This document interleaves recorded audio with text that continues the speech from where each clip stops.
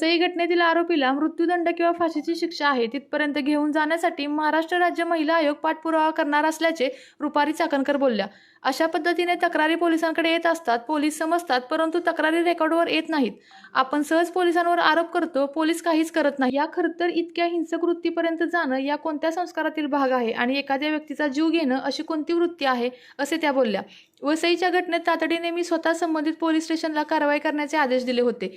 त्यानंतर गुन्हा झाला, आरोपीला अटक झाली। या गुन्ह्यामध्ये जास्तीत जास्त मृत्यूदंड किंवा फाशीची शिक्षा आहे तिथपर्यंत आरोपीला घेऊन जाण्यासाठी महाराष्ट्र राज्य महिला आयोग प्रयत्न करत आहे।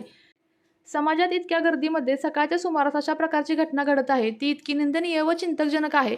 समाजामधील व्यक्तींची इतकी हिंसक वृत्ती का व्हावी याबद्दल समाजाने विचार करणे गरजेचे आहे। तसेच समुपदेशन करणे देखील गरजेचे आहे, अशी माहिती महाराष्ट्र राज्य महिला आयोग अध्यक्ष रुपाली चाकणकर यांनी दिली। त्या मुलीला कामाला लावलेलं होतं आणि त्याच्यानंतर जेव्हा कामाला येताना जाताना ती मुलगा तिला सोडायचा, पण नंतर त्या मुलाच्या लक्षात आलं की ती मुलाला टाळतीये, तेव्हा रागातून त्या मुलाने त्या मुलीचा खून केला होता।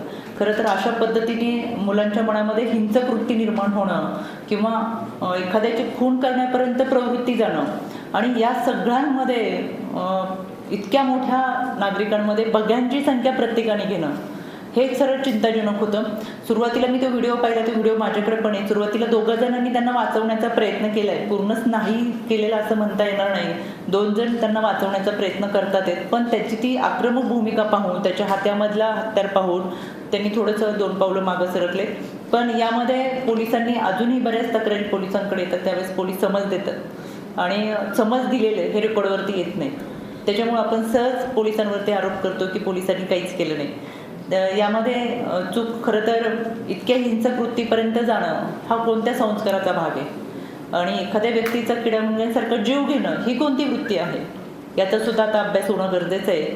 त्याच्यामुळे ही घटना घडली वसईची। त्याच्यानंतर तातडीने मी स्वतः वाली पोलीस स्टेशनचे PI होते जयरामजी, त्यांच्याशी संपर्क करून त्यांना कारवाई करायच्या सूचना दिल्या होत्या। त्याच्यानंतर गुन्हा दाखल झाला, आरोपीला अटक झाली। आता सगळ्यात जास्तीत जास्त या गुन्ह्यामध्ये मृत्यूदंड किंवा फाशीची शिक्षा आहे तिथपर्यंत आरोपीला घेऊन जाण्यासाठी राज्य महिला आयोग प्रयत्न करेल। का तर अशा घटना पुन्हा घडू नयेत यासाठी, की समाजामध्ये इतक्या गर्दीमध्ये सकाळच्या वेळेस अशी घटना घडते ही निश्चितच निंदनीय आणि चिंताजनक आहे।